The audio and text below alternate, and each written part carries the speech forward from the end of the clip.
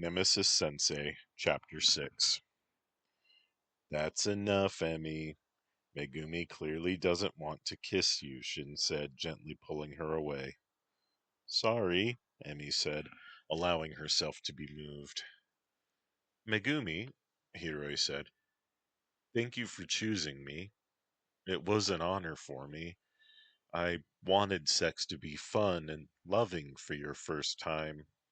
It was fun. I was so relieved. The girls at school made it sound dirty and this thing you had to endure instead of a thing you enjoyed.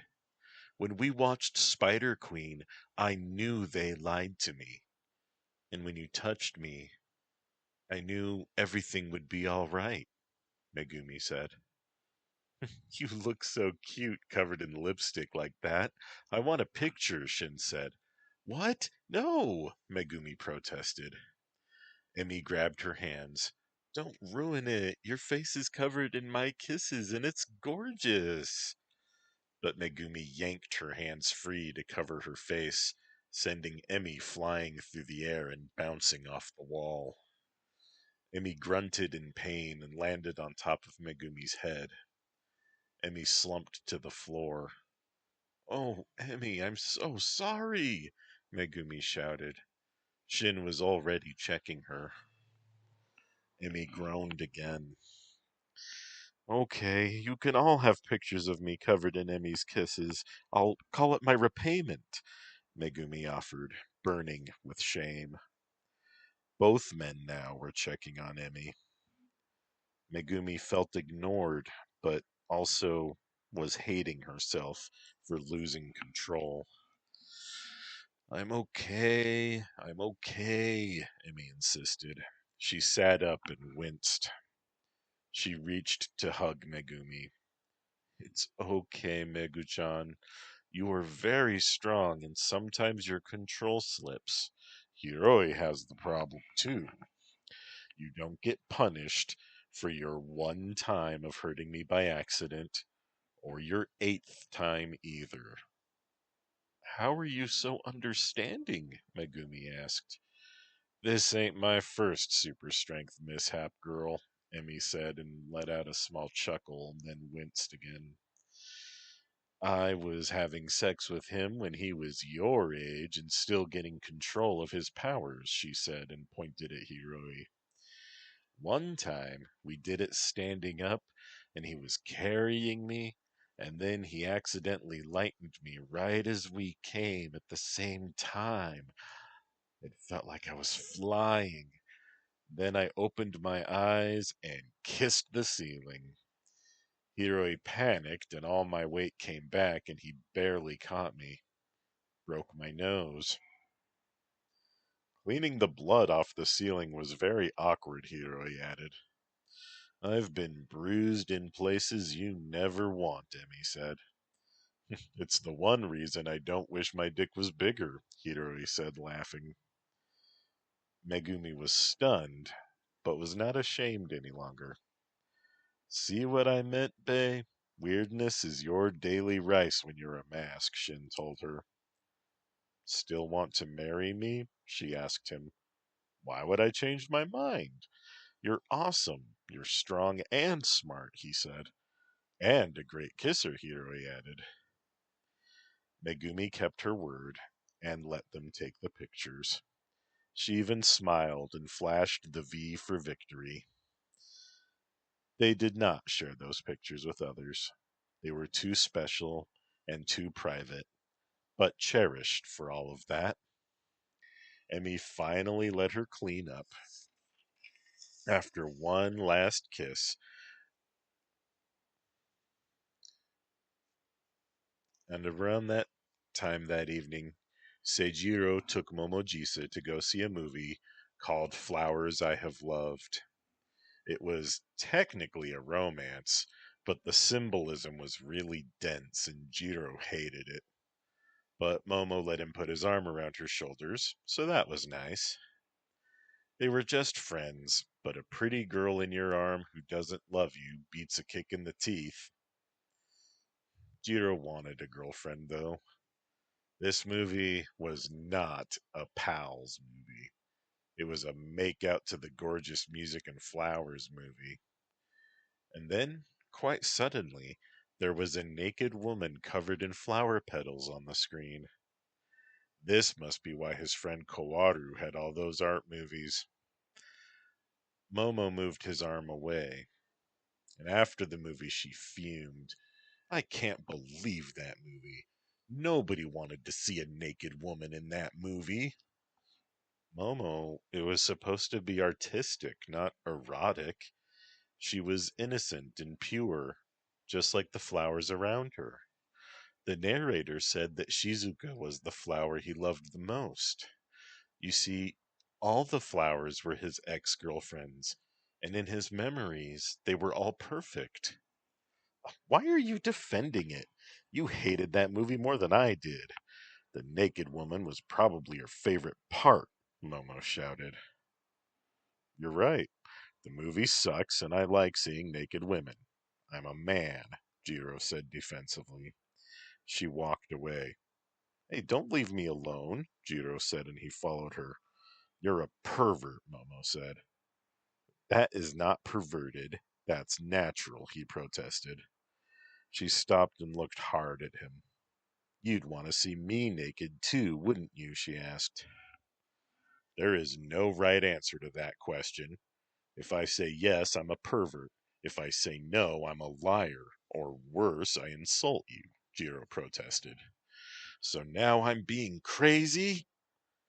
Jiro looked around helplessly at the passing people. Momo, what am I supposed to say? Am I supposed to pretend I'm a monk? I'm your friend, remember? He asked. Don't you get it? Why did I pick a romantic movie? She demanded, and then walked away again. Did she want to be his girlfriend? He jogged and caught her hand. Wait, he said. Why are you really mad? I let you put your arm around me. You were supposed to kiss me. It's dumb, I know. I just wanted my first kiss to be with pretty music playing so that I could believe in magic, she said, looking at her shoes.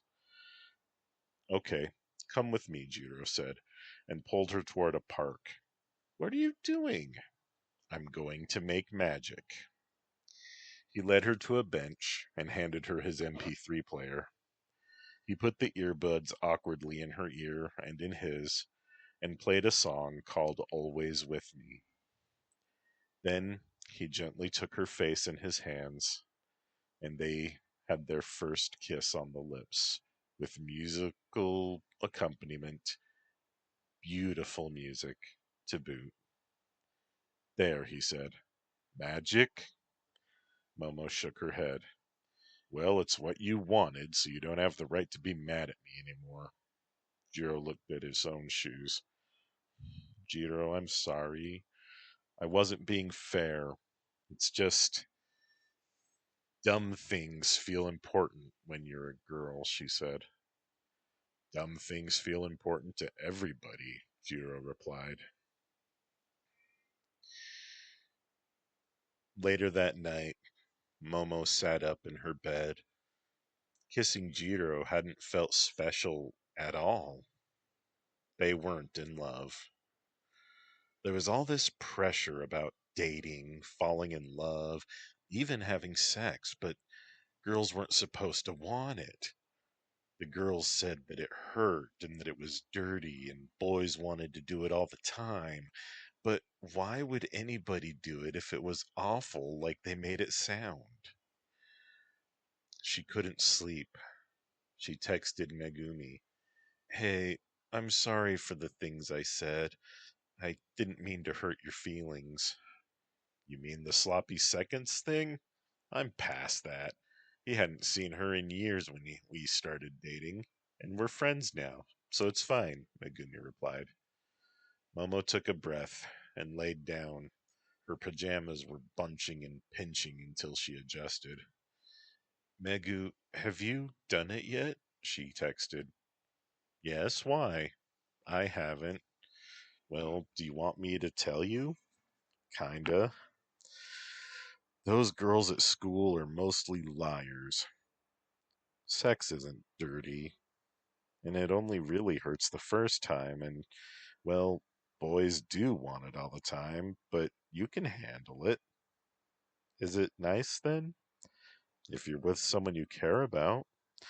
So, my advice is be selective, but don't think that it's magic or get all flowers and harps about it.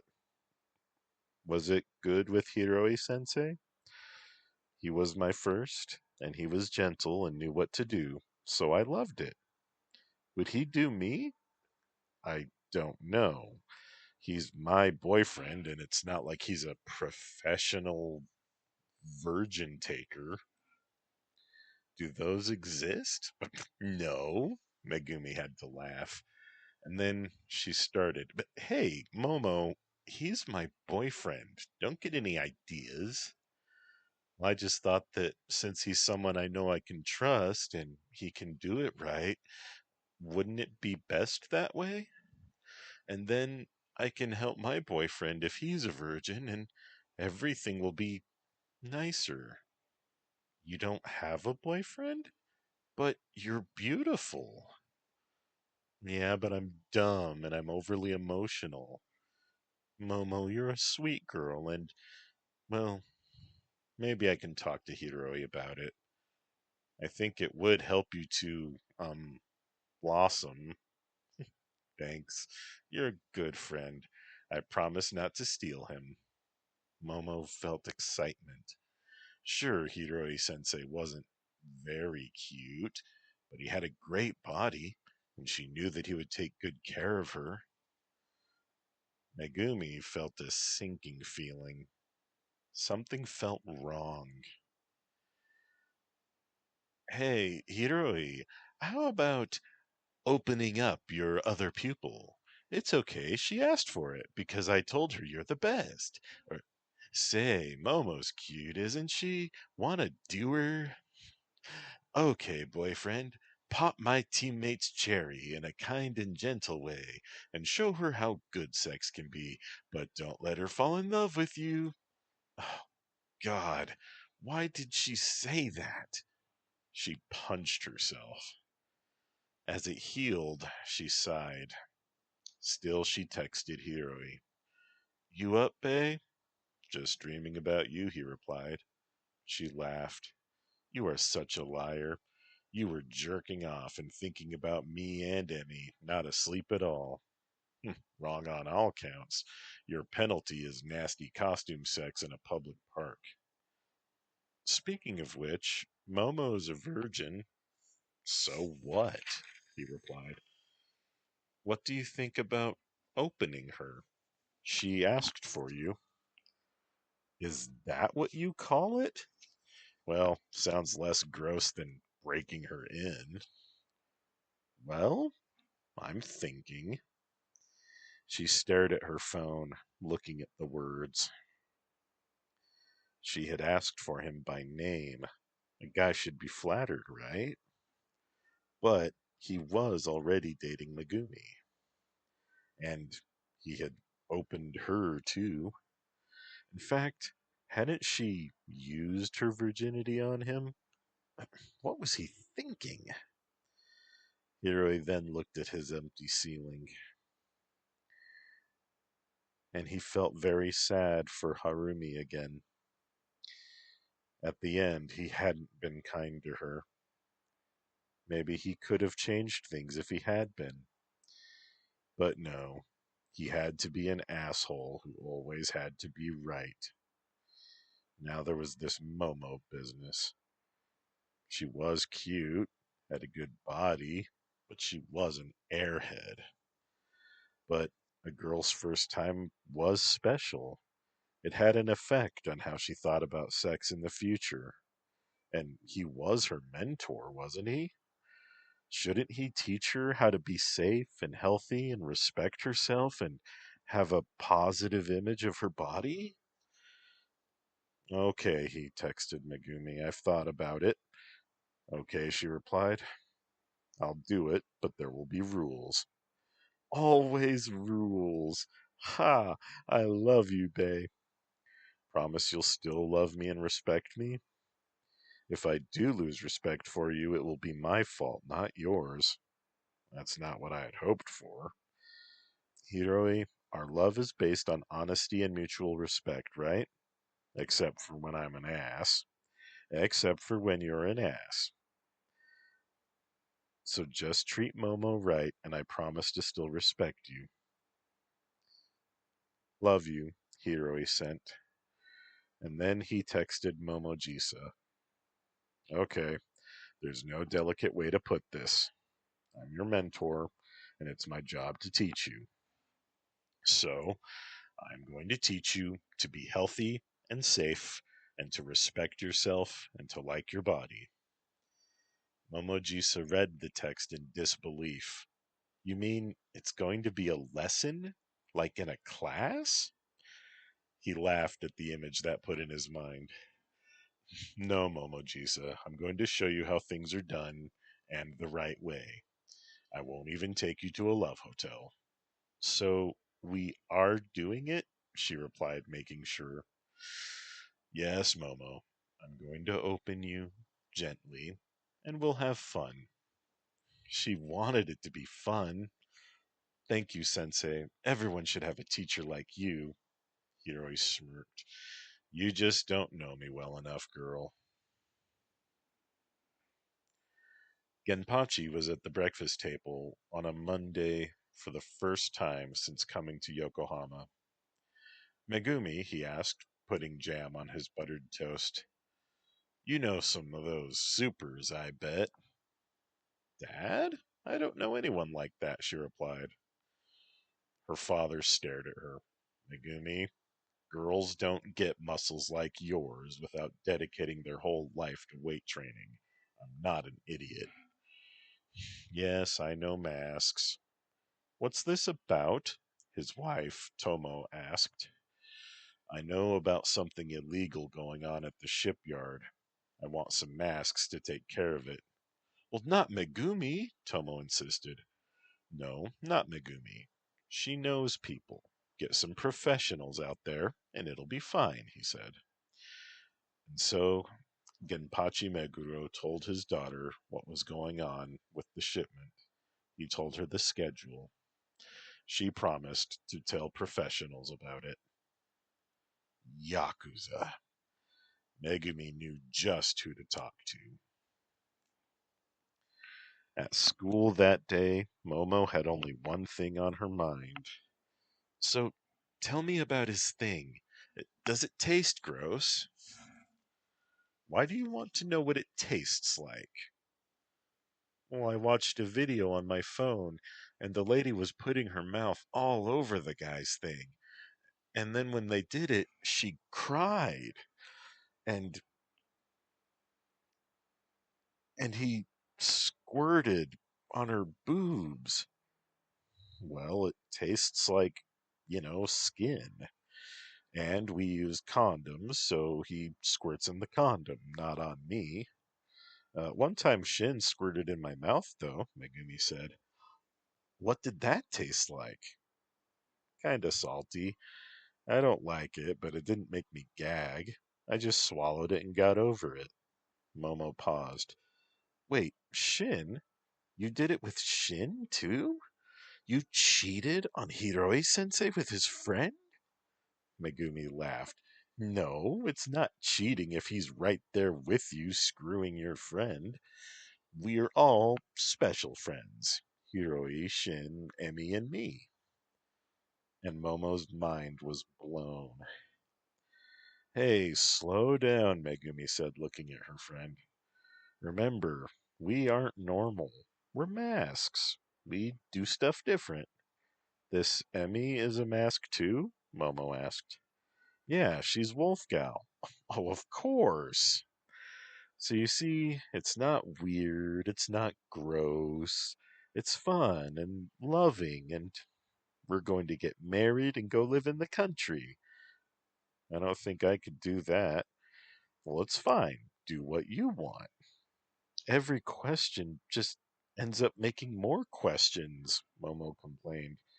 It's how we learn, Megumi replied.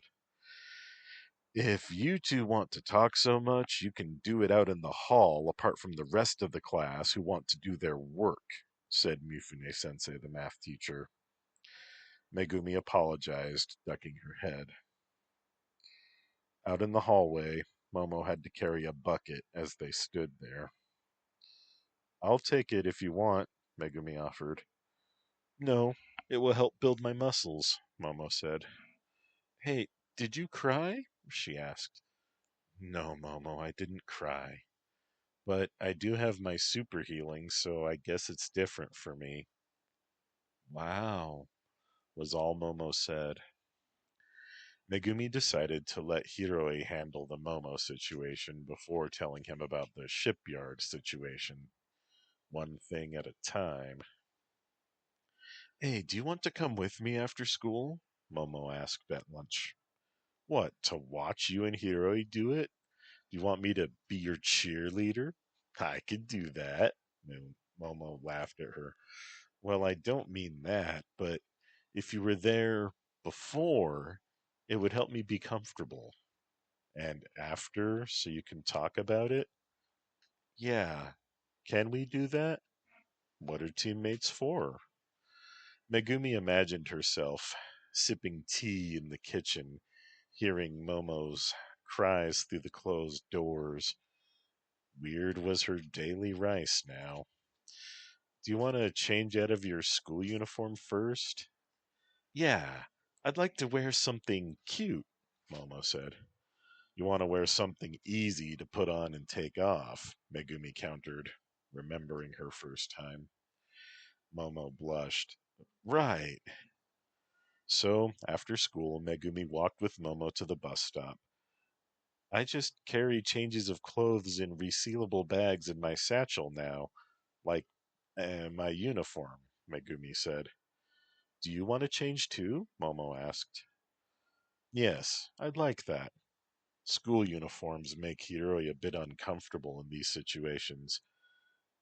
Somebody said that every man was a lolicon. Well, that's not true. Shin is, though. Did you put your uniform on for him and pretend you were younger? Megumi laughed. No, I couldn't be any kind of lowly fantasy. But I could. Not with those boobs. Oh, but all men like boobs, right? Well, I guess. Around that time, they finally reached Momo's house and changed there in her bedroom. Her little sister, Shuri, pretended to be scared of Megumi. Megumi pretended that it didn't hurt her feelings. Megumi's spare outfit was a jogging suit and workout clothes. Momo decided to follow that suit. It felt normal.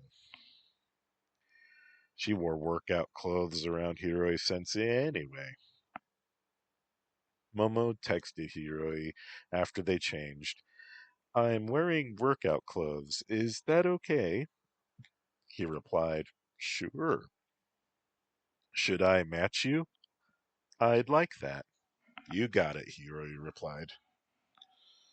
Want me to pick you up in my new car? Sure. Can Megumi come? Of course, he replied. Megumi, Hiroi sensei is going to pick us up in his new car. Where are you going with a teacher? Shuri asked. Judo class, Megumi said. And then she looked at Momo.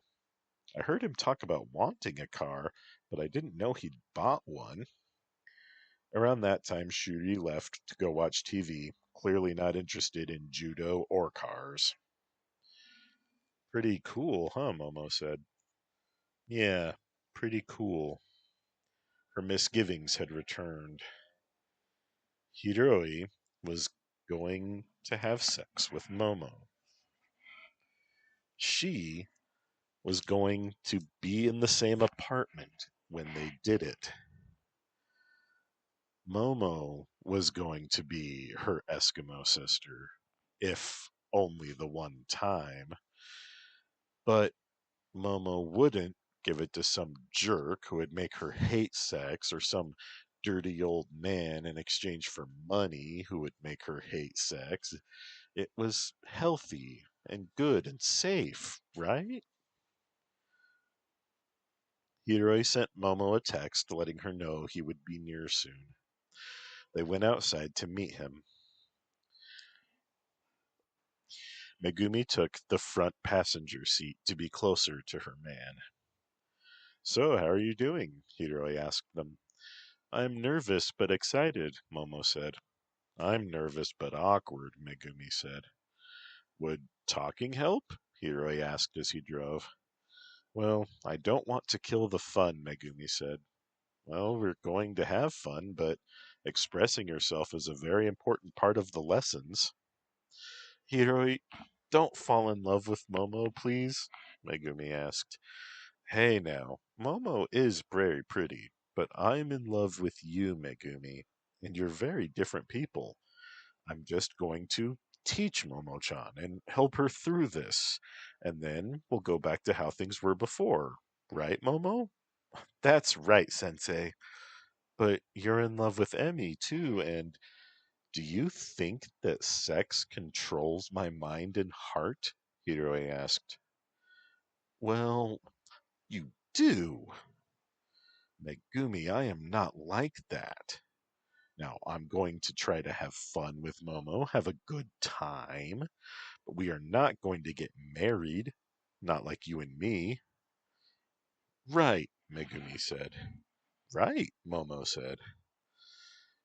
I'm going to be really good at sex so I can be a good trophy wife. I need to land a rich husband, Momo said. And I'm not rich at all, driving a cheap Yotayo, Hiroi said, considering the matter settled after he patted his car's dashboard.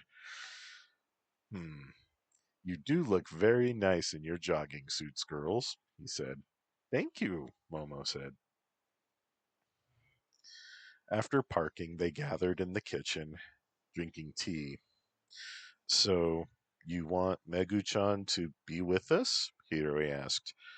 Well, no, I'd feel embarrassed, but I'll want to talk to her afterward if that's okay. Well, of course it's okay, Hiroi assured her. Do you want to watch a movie first? That's what we did, Megumi suggested. I don't think so. I think I'd rather just follow the lesson plan, Momo said. Okay, so we have rules. The first rule is talk. Tell me what you're thinking.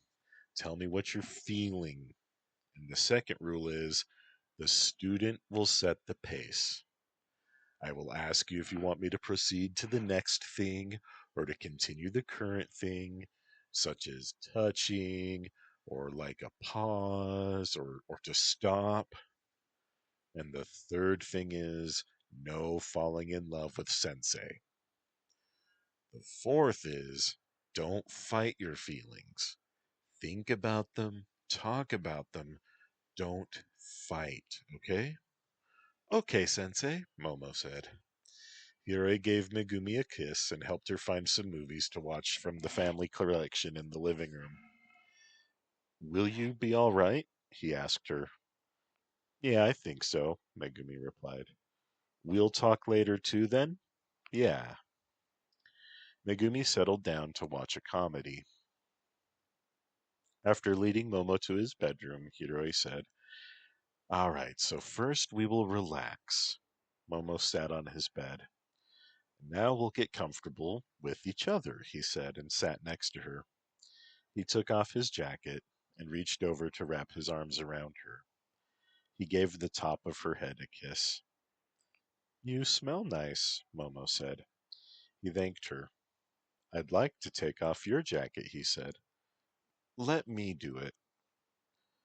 Momo took off her jacket and her shirt. Do you like them? She asked. Yes, they're nice. Can I touch them? Yes. Fade out. Momo didn't cry. Will it feel sore for a while? She asked. Sometimes. Every woman's a little different, Hiroi said. Can we keep cuddling like this? Sure. Is it dirty if I masturbate? I don't think it makes you dirty.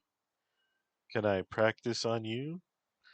Well, you can do what you like while I'm here. I'm here to teach you. Would you like to have a tickle fight again? In response, she tickled him with both hands, and then noticed that he had an erection. Practice time, she declared. Fade out again. Later, Momo walked carefully to the couch to sit next to Megumi. Did you get all weak too? Oh, yes, even me. Is it because he's good? I guess. Don't expect it to happen every time like that either. He's taking a shower, Momo said. You didn't want to join him in the shower? Oh, could I? Too late now. I'm in for it. Megumi jumped up. But what about talking? Got hours to talk. I got minutes to get soapy boobs on my man. Megumi rushed to the bathroom. She sneaks in, nipples tingling, just aching to rub them all over her man, Megumi said, narrating like a book as she pulled off her clothes in the bathroom. Hiroi turned off the water. He awaited her embrace, eager to touch and kiss his lover, he said. She opened the shower door and barely squeezed in with him. Our house in the country will need a big bath and a big shower, she complained. Yeah, I can barely kiss you, he said, scrunching to do that. Hit the water. Let's have some fun, she said. Careful, limited space fun, she amended. Hiroi lifted her after reaching behind him to turn the water back on, and while holding her in the air, kissed her again. Hey, can you? He shook his head. Not for a while, at least. Momo recovered quick for what I'm used to. Twice, you mean? Yeah, she wanted to practice her man pleasing, and then she wanted to do it all over again. I think she liked that she directly caused me to get an erection. Megumi soaped up and scrubbed his back with her front, just like she had wanted. Later, as they dried off with towels, Megumi said, Momo wanted to shower with you, but I said it was for me. She gave him a kiss. I can tell she's very happy. You did good, Sensei. They joined Momo in the living room. My parents will probably come home soon. Do you want to leave before they do? Hiroi asked. Yeah, I'm ready to go home, Momo said. Can I have a kiss? You didn't kiss me once, she suddenly asked. Hmm. You want a boyfriend kiss, and I won't do that. I'm not your boyfriend. Yes, Sensei. She was embarrassed. He drove them to Momo's house. Call me later, Megu Megu, he said as he waved goodbye. Momo bounced up the stairs. I love judo. It's amazing, she said when they were in her room. Well, I'm glad you enjoyed it. No private lessons, okay? Megumi said. Well, okay, Momo agreed. Then Momo sat down on her bed. Shuri was still in the living room watching TV. So, I want to have lots of judo now. Is that normal? Well, maybe. But take it easy and don't look for just anybody to practice judo with. You need to trust with your judo partners, Megumi added. And then she bent over laughing.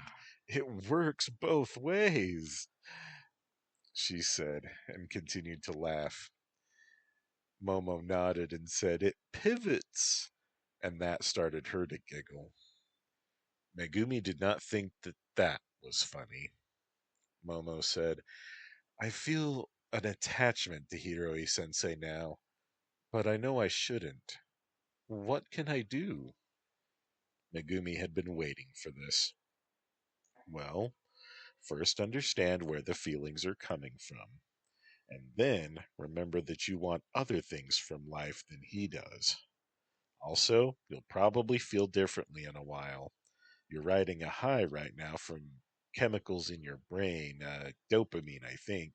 So relax and maybe write your thoughts and feelings down in a journal or in a letter, and then wait and think before your next judo practice, okay? Momo listened carefully, nodded, and then she said, "Thanks again, Megumi. You're a true friend. I can't think of anyone who would have done what you did for me." And Megumi felt like she should hug her, so she did. "You're welcome. Don't go blabbing it around.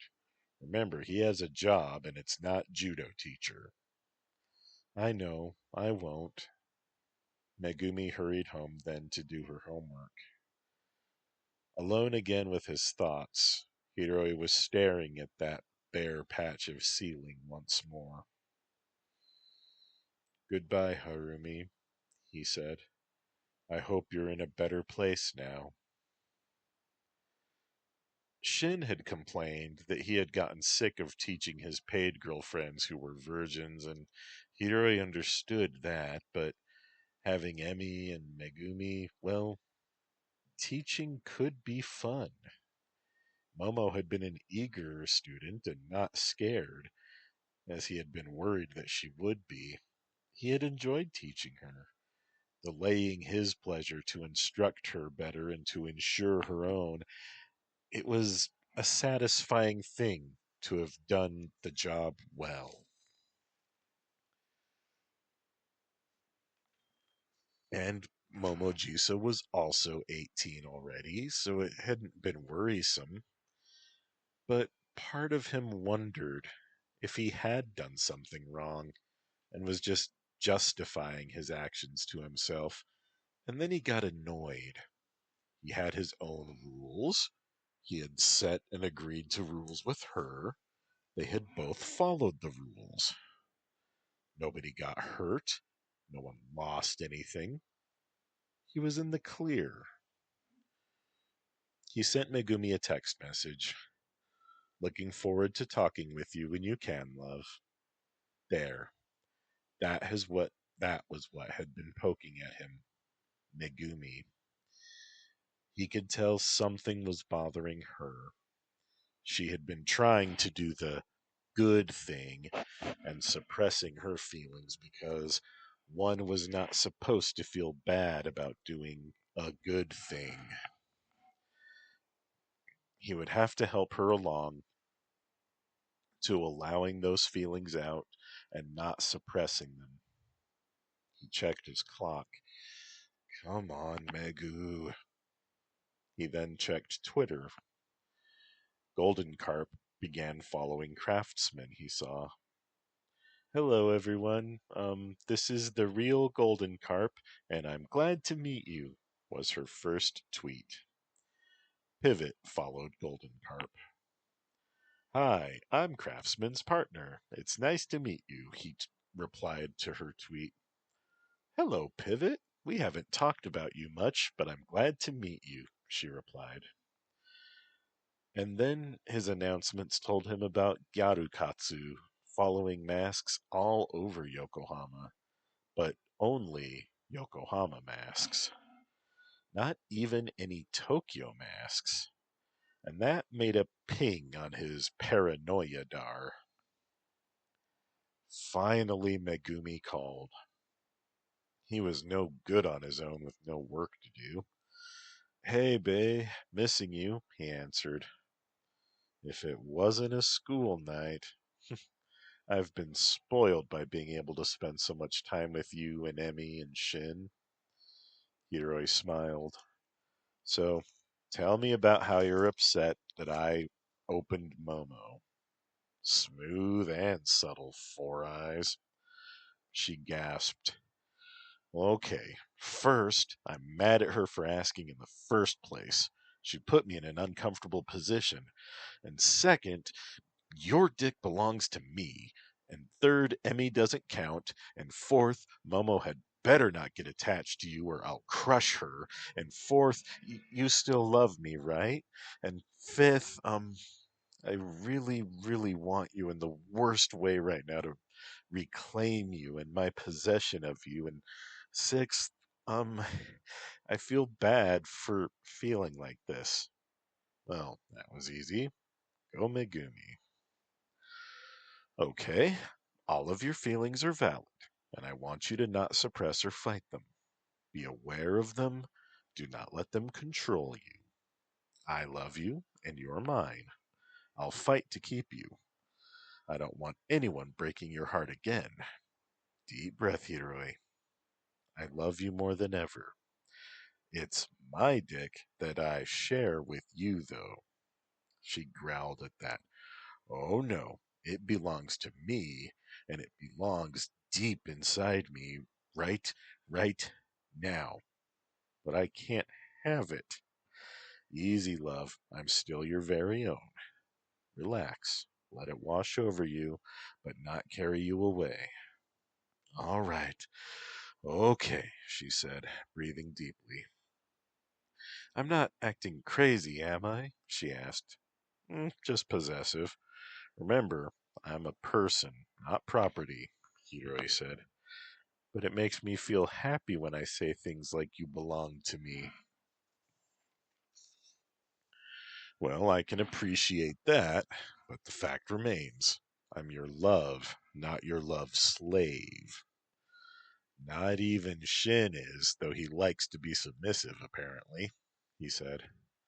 You learned that when I did? Well, I didn't know what you talked to your friends about, but our sexual preferences are usually not discussed, he and I. Liar! I heard him making fun of you for being a mask pervert and liking older women. Yeah, and I make fun of him for being a lolicon, but we don't sit down and say, So, what are your kinks, bro? He had to laugh at himself. He could just see two men at the bar. Oh, well, I'm a masochist and I'm crazy about blondes. So, is he really a lolicon or is that just guys teasing? She asked. Ask to see his porn comics sometime. Make your own judgments. Wow, you never can tell, can you, Megumi? But if he's a lolicon, why does he like me and Emmy so much? She asked. Men's sexual interests are rarely fixed on just one thing. Besides, why wouldn't he like you? You're a hot piece of lovin'. She laughed a little. So where do you come up with this stuff? We're in a terrible story.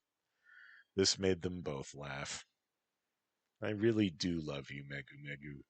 You're the best, I mean it. And far away, Emmy was at home, all alone.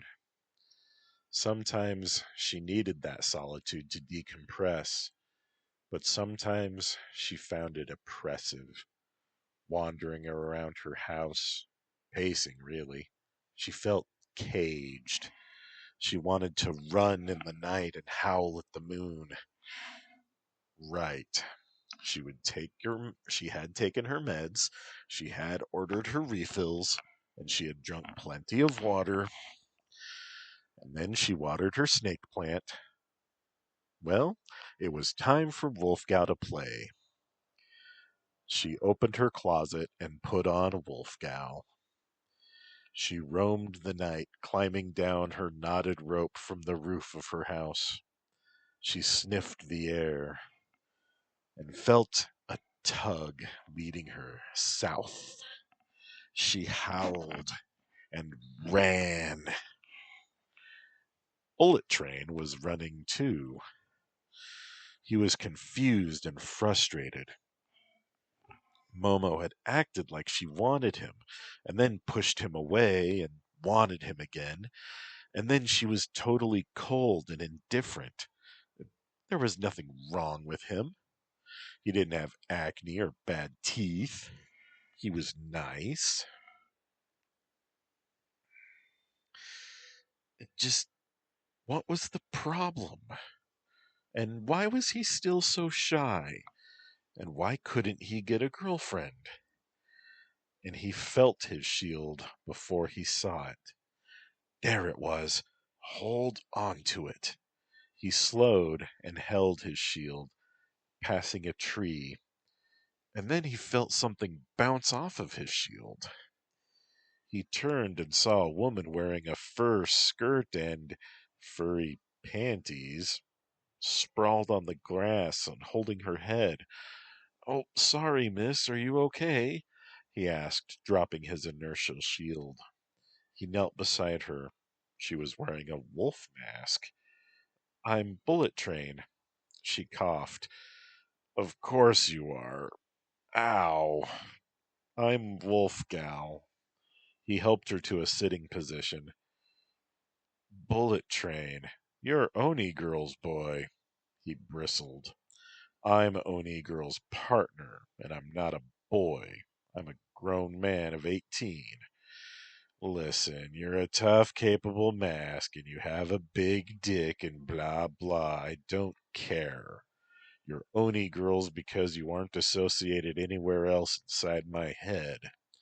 She stood, and her breasts brushed against him. "So that's what that felt like." Wolfgal smiled at him. "One major downside to the school uniform pants. They're terrible at hiding when you've got a boner." Bullet Train blushed. He stood and turned away from her. "Hey, don't be ashamed. Wolfgal is flattered. You like me, don't you? Aroo." "Anyway, I'm glad you aren't hurt. Goodbye," he said. "Hey, don't leave, Bullet Train. I'm lonely." He stopped. "Me too," he admitted. "It's a nice night. Sit with me by this tree and let's talk. Tell me about your girl troubles," she invited. He sat. "How did you know?" "We're a lot of trouble. All the time." So he told her. Wolfgal was a good listener tonight. "The way I see it, BT, Momo is just figuring herself out. She reflects her expectations onto you, but it's all in her head. Be her friend, support her, but don't wait for her. Find other girls. There's going to be one who's ready for you. And if you don't make a big deal about it, she won't care that you have phimosis," she said. "Why do people keep assuming I have phimosis? I was circumcised as a baby." "Eventually that advice will be useful. That's what that fisherman said, too." "Weird." "What about you?" Bullet Train asked. I don't have girl trouble, BT. I am the girl trouble for my boyfriends. I'm a real burden on them." He realized who he was talking to. "You're the Wolf Gal. Aru. You and Pivot. And Craftsman. And Oni Girl?" "Eh," she interrupted. And then he had an idea. "Say, will you help me with talking to girls?" "What, like a practice girlfriend?" She laughed. "You're right, it was stupid," he said, throwing a pine cone. "Hold on, BT. We only sort of know each other. Like you and some of those girls at your school, right? Well, that means I'm perfect practice. I won't have any ideas about embarrassing things you've done in your past or rumors about you, so I'll be able to give you honest responses. Go ahead, ask me out." "I appreciate what you're doing, Wolf Gal, but ask me out," she said with a growl. "Okay, please go out with me." Shrinking away. "Do it for real, or so help me, Moho. Wolfgal, I would like to take you for a beef bowl. I mean, can I pick you up tonight?" "Yes." She beamed and stood up. Bullet Train stood. "So tell me about yourself," he prompted. And they went through a whole role play, even miming sharing each other's drinks. "Well, I had a really nice time, BT. I'd like to see you again," Wolfgal said. "Oh, I'm glad. I'll text you, okay?" And she gave him her number. "Wait, for real?" "Well, goodbye," he said, feeling a bit more confident and also awkward. Wolfgal grabbed him and kissed him. She held him up as he regained his equilibrium. That was a grown-up kiss. Use it wisely, my apprentice, she said with a smile. I didn't quite get it, he said. She grinned wider. Then give it a try. He did. After they parted, she let out a howl. Think of me in your bed tonight. I will expect it of you. And then she ran away, her skirt flaring to flash her panties. A real woman. Jiro ran home. Wolfgal climbed up her knotted rope and pulled it up behind her, and then went back inside her house. She took off Wolfgal. Looking at her reflection in her full body mirror, Emmy thinked some more. She studied her body. Me, she said, without bothering to put on other clothes. And Emmy began a new painting. She began to paint a nude self-portrait. She did not sleep that night. She did not eat for a long time. She painted. She looked at it. She gazed at her reflection. She looked down at herself. She looked at the painting. It is acceptable, she said. She drank some water, ate some toast, took her meds on schedule, and went to sleep. Hiroi checked his email. Some work to do. He logged onto his remote access network and got busy. As he did his work and studied the actuarial tables, he thought about having sex with Surprise Peach. He shook the thought away. He thought of having sex with Oni Girl. He shook that thought away. He focused on work. He took his new trophy out of his satchel, rubbed the soft pink fabric against his cheek. It was Oni Girl's bra, torn off and given to Pivot. He stared and unwrapped it. He imagined her muscles straining the fabric. He hurried to wrap it back up and tucked the straps underneath the cup. And he sat there looking at the fabric. It was almost nondescript. He hurried to put it back into his satchel. His warrior women. His Valkyries. What had he done to deserve them? He sent each of them a text message. I love you so much I can't believe you think I'm worth it. Harumi had often said that she never did find better than him. Was that just depressed person exaggerations, though? Or some sort of ego thing? When the text message was sent, Emi was asleep, Megumi was at school. Hiroi finished his project, logged off, and drove himself to Ukio's store. He found those bangles, and then he bought them and bought 3 more. Dog, pig, and horse, and he put them into a separate bag. He thanked his stepmother and only smiled when she asked about his second purchase. He drove home, still smiling. He stopped before parking, and he went back to Ukio's shop to get 1 more bangle with a pig. That day Shin was working on the power frame, but he kept picking up his phone and looking at his picture of the lipstick-covered smiling Megumi. What was it about her? What was it about him? Emmy was insane, so she had an excuse. But Megumi, she was different. She was odd. The nail that sticks out gets hammered. She was one of them. No wonder he loved her. She knew his pain of isolation and rejection, And she was cute in her own way. She was definitely sweet and spicy, too. She and Emmy were like two sides of a coin, and somehow both of them loved him. I love you, he told the picture, and he wondered if he had told either woman how much they meant to him, or Hiroi for that matter. They hadn't argued once in weeks, not since Megumi. She and Emmy kept him from fighting his brother. He loved him even more.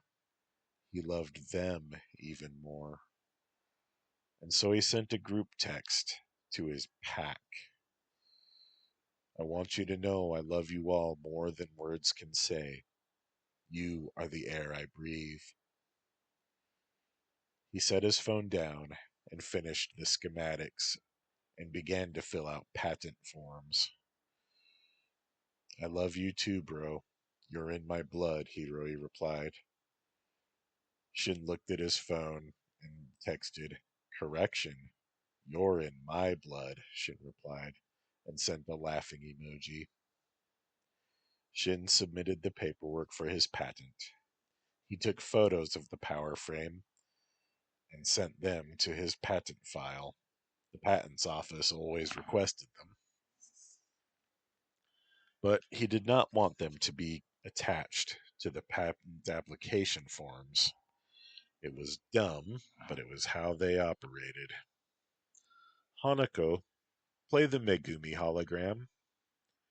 A naked Megumi was standing in front of him with her hands at her sides. Rotate 180. The hologram rotated. Not perfect. You would need more pictures to properly recreate her back. He loved resting his face on her broad back. Dismiss hologram, he snapped, and went to shave his chin. I suspect you're upset, Hanako said. Hanako, when did I install the update to your software? Hanako giggled. You didn't. I had a subroutine that automatically installed the file. I like the update. Hanako, uninstall that update.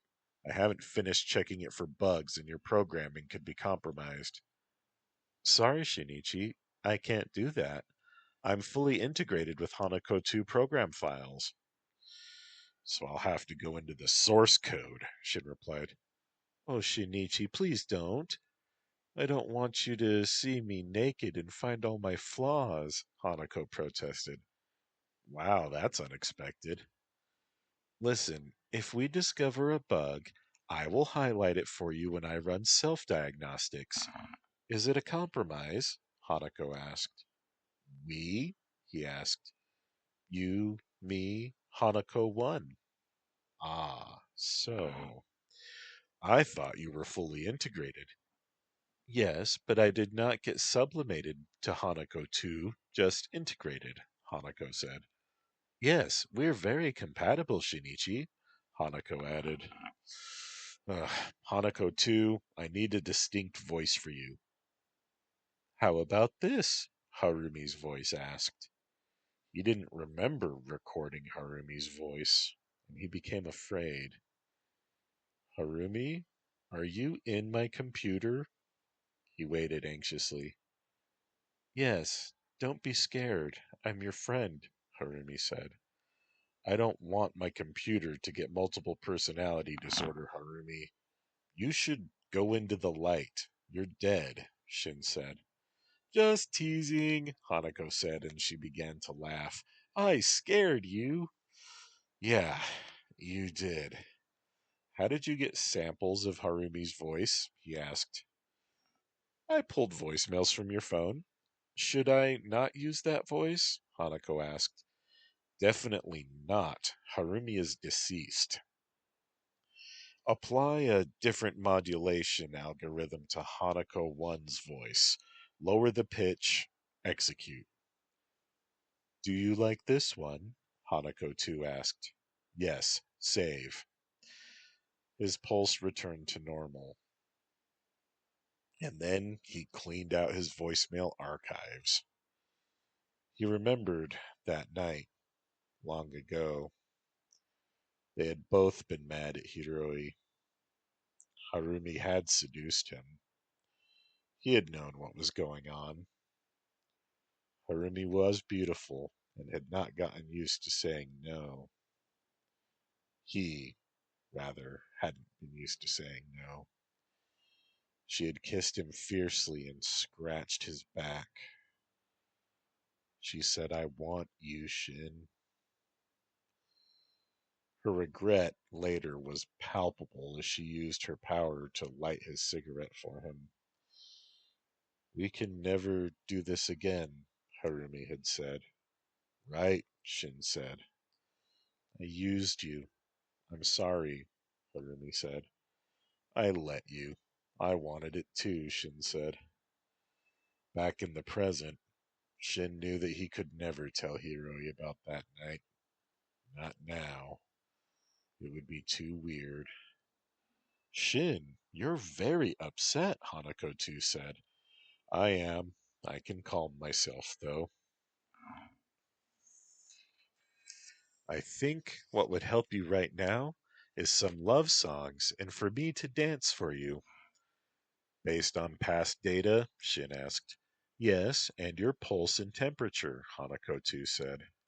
He ordered her to run a full self-diagnostic instead.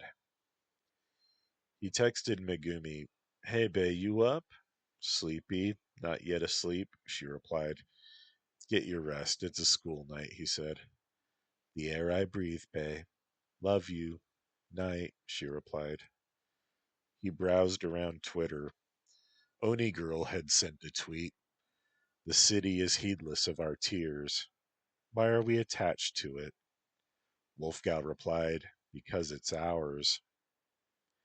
And then she tweeted, "I got a surprise kiss from Bullet Train.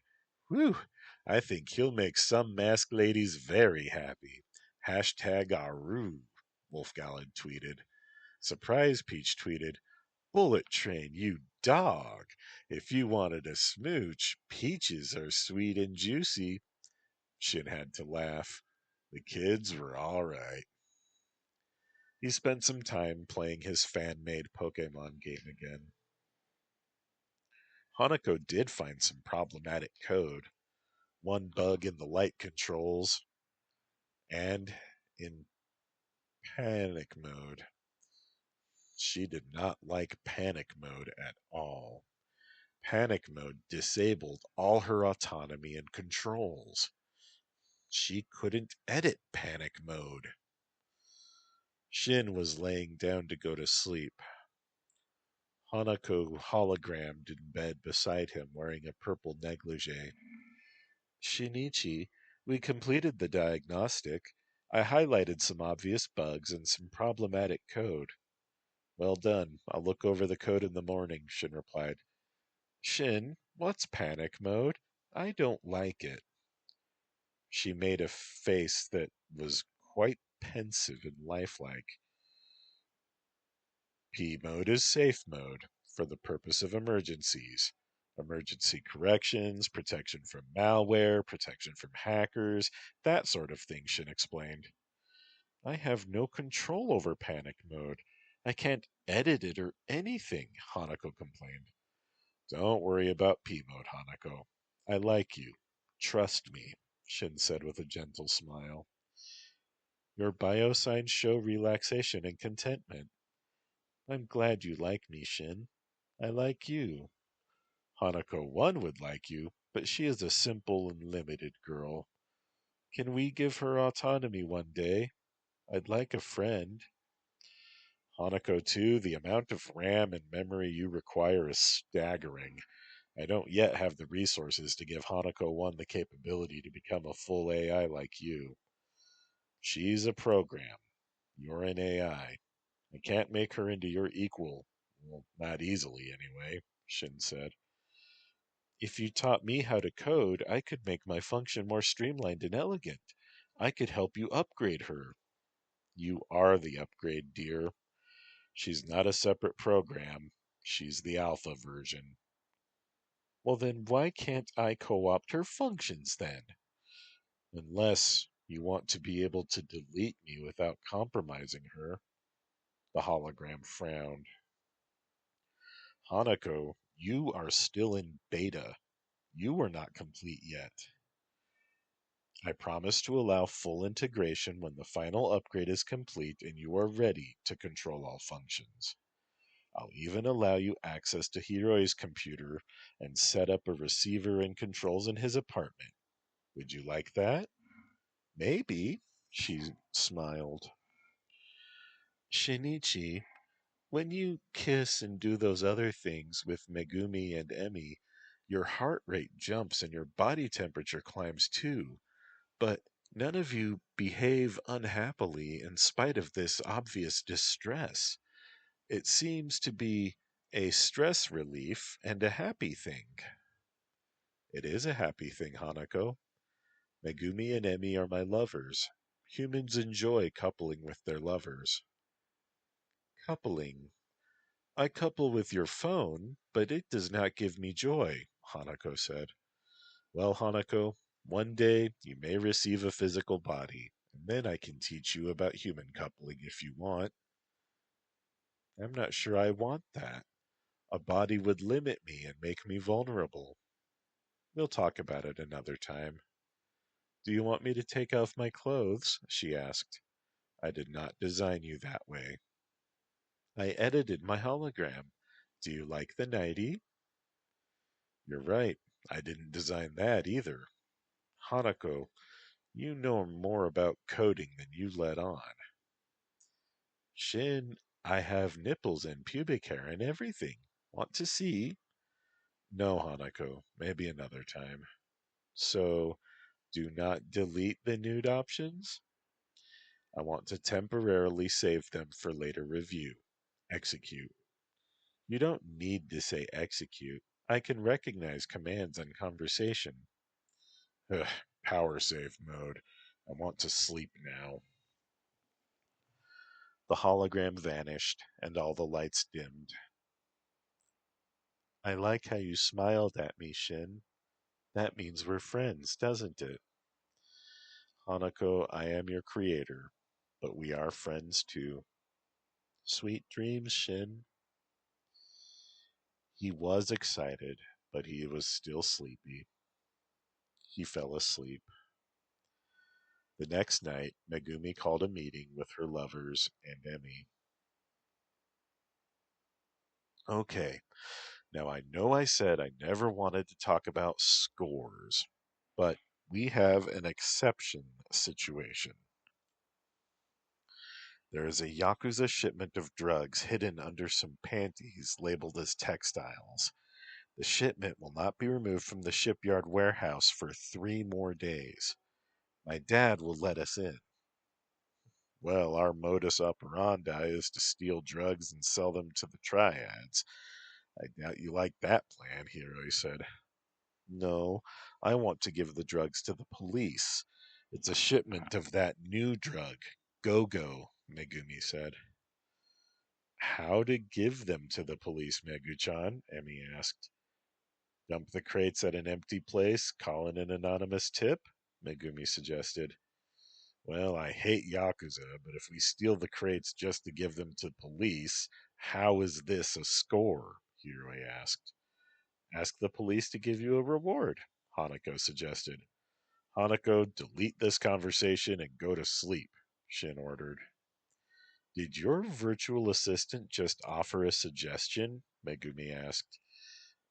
The AI is in beta, Shin explained. How many projects are you working on? Hiroi asked. Different stages of development. I don't have real hobbies like you, Mr. Judo Swimmer, Shinichi said irritably. So, back to my point, we're bad guys. We're motivated by gains, Hiroi said. Our gain is to hit the Benten Gumi where it hurts, Megumi said. Yeah, but that's Akane's family. They're not as bad as others, Shin said. Hiroi's temper flared. Okay, I'm in. Screw the Benten Gumi. I'm sure Akane's a very nice murder whore, but I don't want those drugs in my city, and I want the Yakuza to suffer, Hiroi said. Dude, don't insult her. She's a broken woman, Shin yelled. Boys, temper's cool now, Emmy suggested. I will not have angry sex with either of you if you're angry at each other. Yes, Emmy, Hiroi said. I apologize for what I said about Akane Musashino. She is Yakuza, and you must never forget that. She has blood on her hands. Shin frowned but nodded. You need me. I'm in. Emmy smiled. I have a wicked idea. The others waited. Steal, offer to sell back to the Yak, set up the exchange, rat to the cops, get rid of the drugs, and some Yakuza. How's that for gains? She leaned back, satisfied. I like it, Megumi said. It was underhanded, but it served a greater good. To plan it out with Genpachi, they arranged a group date at a steakhouse. Tomo and Genpachi drove Megumi, who was wearing a yukata that her father had purchased her for her 18th birthday, but wanted her to have it early before the end of school. Hiroi drove Shin and Emmy. Emmy was wearing a red dress that had disguised dragons embroidered into it that gleamed in the light. They all sat together and they were talking about ordinary getting to know you subjects. Emmy described herself as a painter, Shin a computer technician, etc. After the main course had been served, they got to the serious business. So you see, Meguro-san, my associates have the motive and the ability to fulfill the contract, Hiroi said. Good, good. I will leave a copy of the key with you then, Matsui-san, Genpachi said. Hiroi thanked him, and also accepted a map of the shipyard that showed where the intended crates were to be stored. Shin rented a truck. He didn't feel comfortable using the power frame for this job as a test, so he left that at home. He would need more testing before taking it out. And later that very night in uniform, Oni Girl, Pivot, Wolfgal, and Craftsman drove to the shipyard. Security will be nil because the Yakuza don't want anyone to know that the shipment is there at all, Craftsman said. Still, he launched his wing drone and took a look around using his multi-optics helmet. All clear. Smooth, he declared. They moved out, unlocking the gate and running to the warehouse. The key unlocked the warehouse door too. Pivot lightened two crates for Wolfgal and Craftsman, and then Oni Girl and he carried two on their own shoulders. Super strength was just, well, super. They loaded the crates onto the truck and secured the gate. There was a loud explosion and a flash of light stunning them. Oni Girl recovered first. Entropos, get out of here before I crush you, she shouted. No, Oni Girl, give me the keys before I ruin everything, he ordered. The others recovered mostly by this point. Pivot was still very disoriented. You vulture bastard! Your power will ruin the truck, so I'm calling your bluff. Oni Girl took this as a hint and ran forward to punch Entropos. He went down like a bag of rocks. She checked his pulse. He'll be fine. I was able to keep control, Oni Girl announced. They hurried away to store the crates at an old video arcade, long abandoned. It technically belonged to Hiroi's company due to non-payment, and he just kept the records hidden. Back at Shinichi's apartment, they celebrated their Smooth victory with Chinese takeout and expensive grape soda.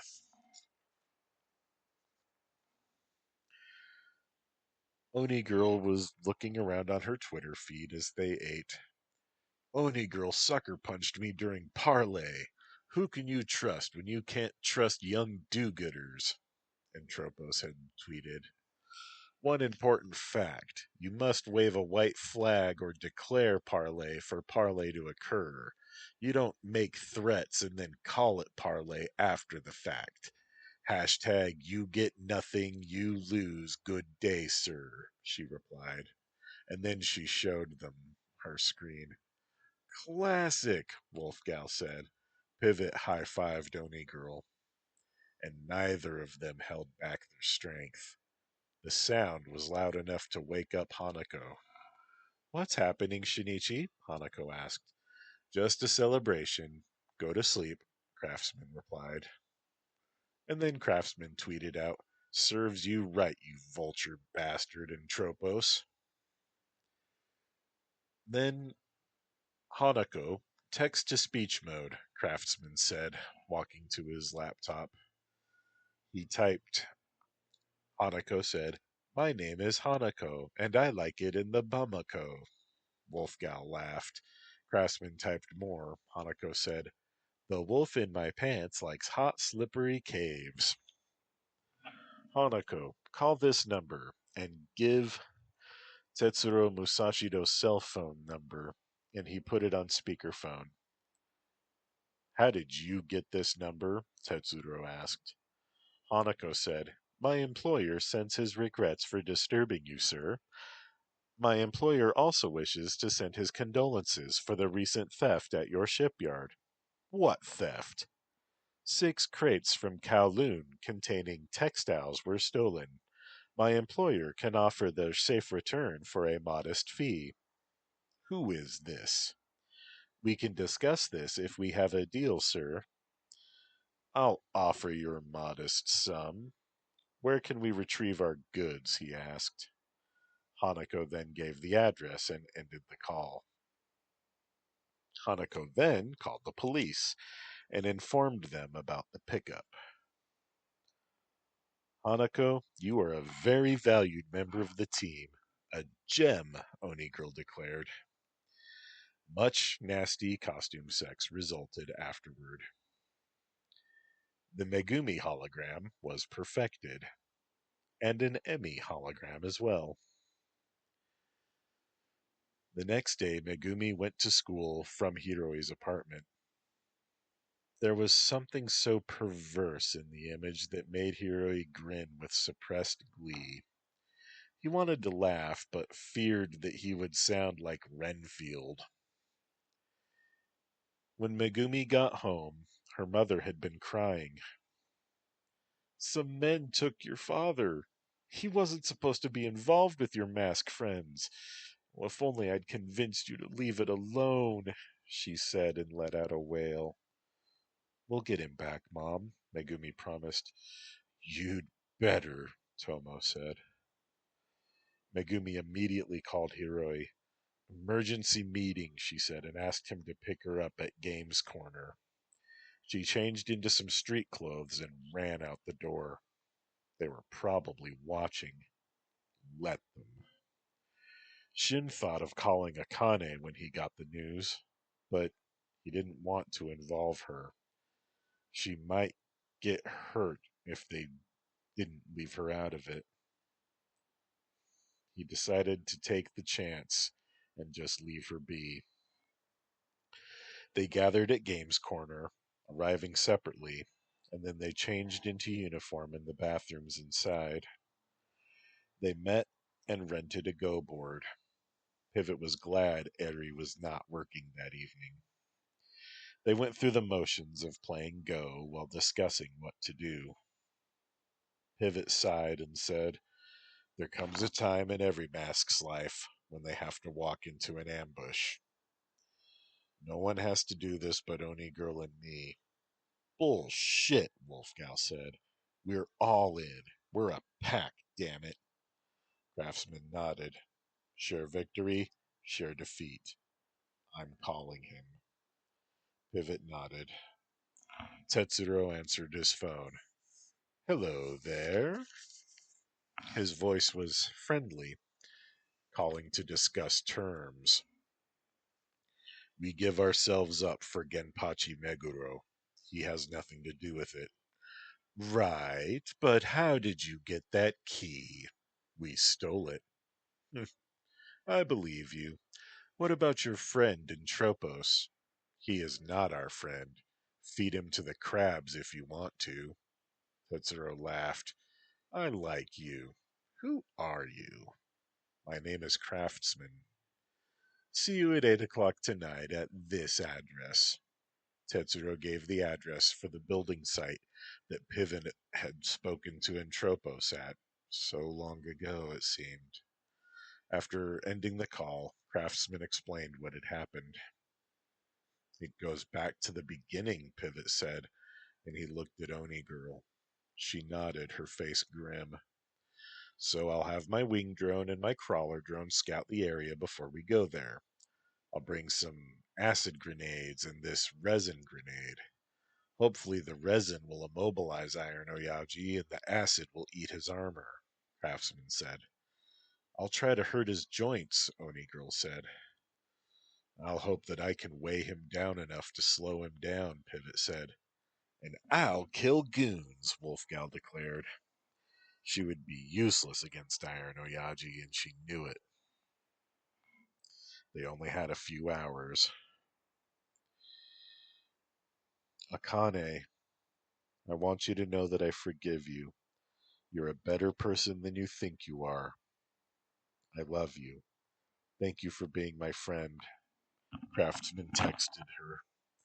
When she received the message, Tetsuro was idly fondling one of her breasts, watching an old yakuza movie. He would want sex after killing her friend and his friends. He insisted that the killing turned her on.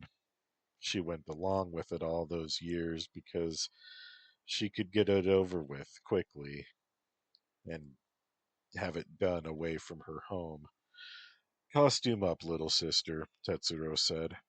He liked watching her put on Golden Carp, and he wanted Golden Carp to watch him put on Iron Tiger.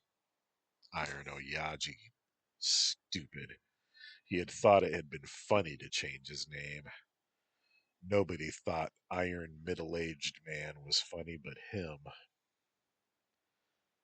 Akane put on Golden Carp, in a sort of reverse striptease, dropping her yukata to the floor and slowly donning her uniform, putting on her mask last, looking him in the eye as the mask came on. Why did you never marry, little sister? Tetsuro asked. You never wanted me to get married, she replied. He laughed. He had to have these little power plays because he was insecure and balding. Pathetic if he wasn't so deadly. Tetsuro put on Iron Oyaji, a loose silk shirt and pants, silvery and sewn to give freedom of movement, a domino mask held on with magnets. He put the iron to the magnets, leaving him masked but still mostly flesh for mobility. Full iron would come later for intimidation and finally the killing. If she was lucky, he would return to flesh before the sex. He didn't always. She pulled on her knee-high boots and walked to the car, her head downcast. Poor Craftsman. She had gotten attached to him. And then a spark of defiance. Craftsman was hers. She began to plot. And then Golden Carp smiled. That's my girl, Iron Oyaji said. I'm going to kill them for you.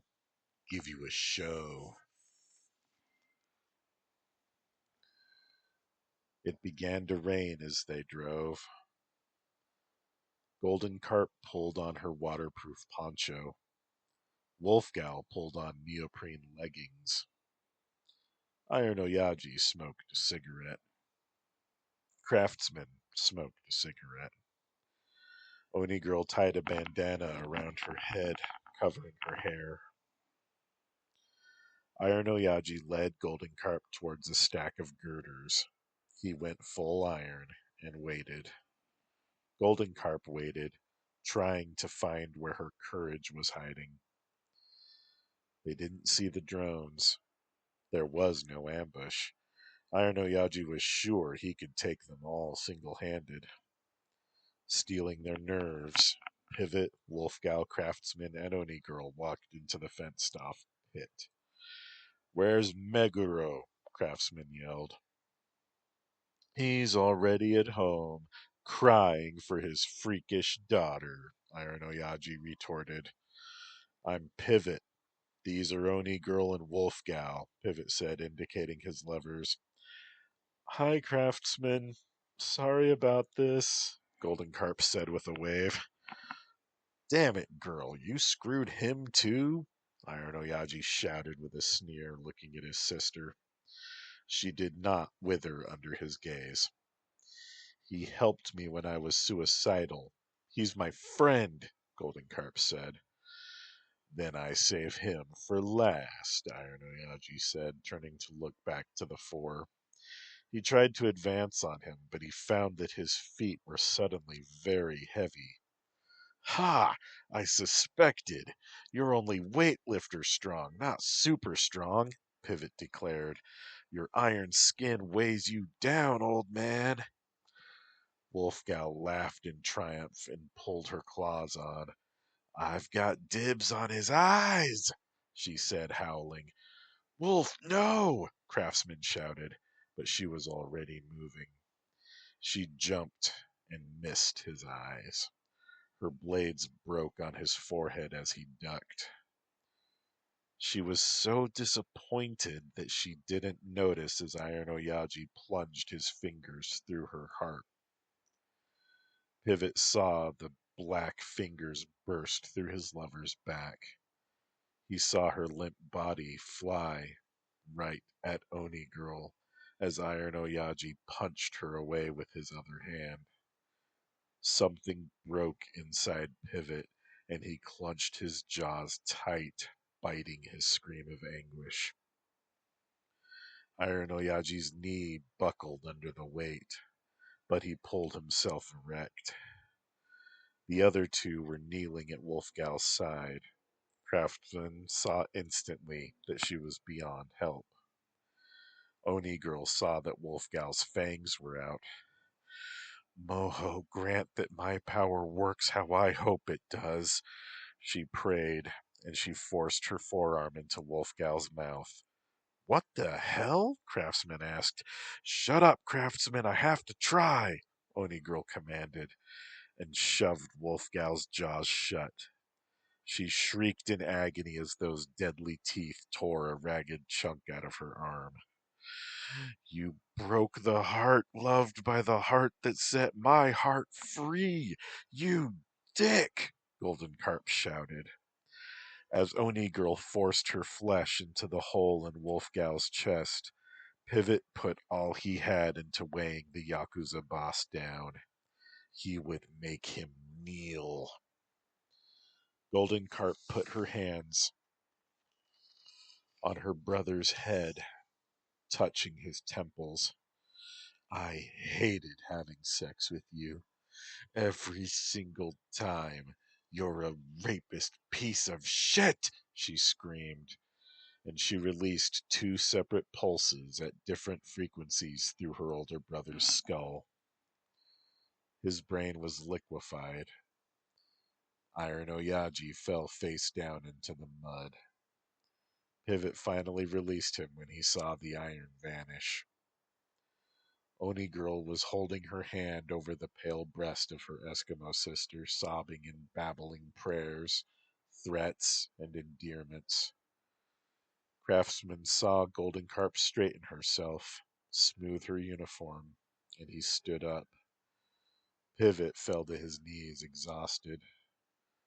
Golden Carp stepped toward him, smiling. She bowed and said, "Hello, Pivot. I'm happy to meet you face to face. Craftsman is my special friend, and I hope You will all be my friends too. From now on, I run the Bentengumi. I am Golden Dragon, the Dragon of Yokohama. Her voice was so gentle. Pivot smiled. Hello, Golden Dragon. Thank you for being a friend. Craftsman ran to Golden Dragon with his arms wide. She held him as he wept. He killed her. I told her not to, but Emmy's gone. Pivot turned slowly to look at Oni Girl and Wolfgal, his beloved ones. Wolfgal sat up. Oni Girl wrapped her arms around her, crying for joy and relief. Hey, she's back, Pivot said, and then he fell down. Victory. They had gathered around Akane Musashido's bed in her nest. Hiroi was naked, but for the bearskin blanket covering him. Emmy, now having a dark tan blotch marring her pale bosom, kept rubbing her naked body onto the fur, urging Hiroi to wake up. Megumi, Akane, and Shinichi were sipping green tea and eating cookies. Akane had performed a naked tea ceremony, which both Shin and Megumi had agreed to be an awesome sight that would be on bucket lists if the world was sane. He's waking up! He's waking up! Welcome back, Hiroi! Emmy shouted, alternating between kissing him and throwing her head back to howl with joy. I'm in heaven, right? That's why we're all naked? Hiroi asked. Megumi laughed and dropped her half-finished cookie to run to him. You are not that lucky, Four Eyes. Our uniforms are in the wash, and you are in Akane's nest. This is her safe place, so don't ruin it. Shin put an arm around Akane and smiled at his brother. Hiroi was too busy being kissed and patted to reply for a while. So, what happened? He asked finally. Well, I had an idea. I prayed to Moho, then did something useful. I forced Emmy's fangs to bite a piece out of my arm and shoved my bloody flesh into her wound. My blood, or my flesh, did its thing, and now she's healed, and a part of me is forever a part of her. We're better than sisters now, Emmy interjected. Now we are flesh bonds. Hiroi caressed the piece of Megumi over Emmy's heart. To think I thought I had loved you as much as I could, Hiroi said in amazement. He sat up and smiled at Akane. You take really good care of yourself, he admired. Oh, don't tease me. I know you're devoted to these two babes, Akane said with a small laugh. What, you want to borrow my Hiroi? Take him for a test drive? We owe you, Emmy said. Megumi nodded. Akane looked instead at Shin. Are they joking? She asked. Those are their serious faces, he replied. Hiroi coughed. I was just complimenting you, but if you want me, you got me. We do owe you, he said. Akane touched her heart. I do like the look of you, and the fact that you make these two so happy really tempts me.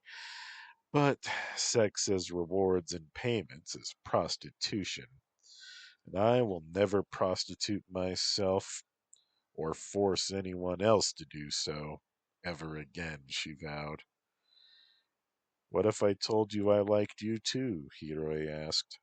Seems a shame to waste this bed and these furs, Hiroi said with a sly grin. Akane found she couldn't say no to it, freely offered, and she jumped, laughing, onto her bed to tickle the man who had helped her to avenge herself. Hiroi kissed Akane. A new age is dawning, and I am glad to watch it with you, Akane said, returning his kiss. Megumi cheered them on, and Emmy and Shin took it up, arm in arm. After their uniforms were dry, they thanked Akane again and promised that they would not be strangers as they left to visit Megumi's parents.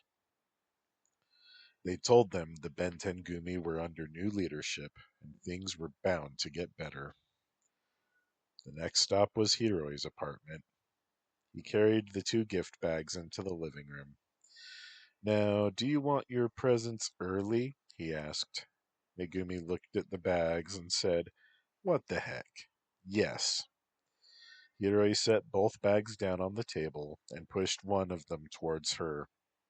She looked inside and squeaked in happiness. Tiger, horse, dog, and pig, she said, slipping two bracelets on each arm. Shin smiled and then asked, Okay, explain the significance. Well, I am Hiroi's tigress. He's our horse. The dog is supposed to be a wolf for Emmy, Megumi began, but Shin interrupted. Why am I the pig? I've been keeping clean. It's because pigs are lifelong friends. That's you, Shin, Emmy said with a smile. Then Hiroi passed the second bag with its matching bracelets to Emmy. She tore her bag to pieces to get at her bracelets. We're matchy, she declared and let out a howl. I want us to have matchy wedding rings and super sexy matchy wedding dresses. And hey, we're a team now. We need a name, Emmy added. The forces of nature, Pivot said. No one had any objection. He decided he was good with names. And Wolfgal sent out a tweet. Today, Iron Oyaji died in battle. He was a Yokohama mask. He was one of ours. Hashtag Aru. From that day forward, every Yokohama mask who died, no matter their alignment or popularity, was saluted with wolf howls. The ordinary citizens who heard these howls paid them no mind, thinking it was just part of some silly game. If anyone were to tell Hiroi that, he would not be able to tell them that they were wrong. It's not about winning, it's about playing a perfect game. Hiroi liked how his game board looked. He liked it a lot. Aru. Several months later, a triad mask had a gun pointed at Pivot's head. I can't believe you killed Iron Tiger, he scoffed. Well, Monkey King, he didn't have a gun, Pivot explained. Monkey King laughed. Right. You damn Japanese don't like guns, do you? Monkey King pointed his gun at the ceiling, and then Pivot increased its weight. Monkey King's joints obliged by pivoting the 200-pound gun straight into Monkey King's temple. The weight continued to drag the Chinese mask's head to the concrete floor and made a big mess. Pivot and Oni Girl broke their ropes and freed Surprise Peach and Bullet Train.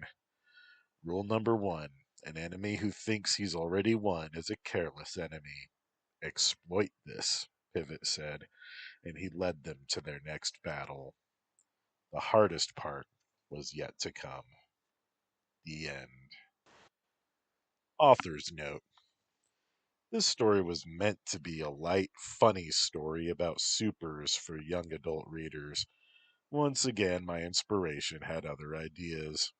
It was meant to be a monogamous story, too. I'd wanted to write about extreme personalities, mental illness, and sex addiction at one point, but it was not for this story.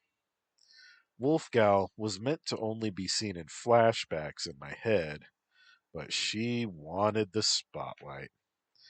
This is obviously meant to be part of a series, and I didn't know when I would return to Yokohama, but there is a special place in my heart. As always, thank you for listening. I hope you enjoyed it.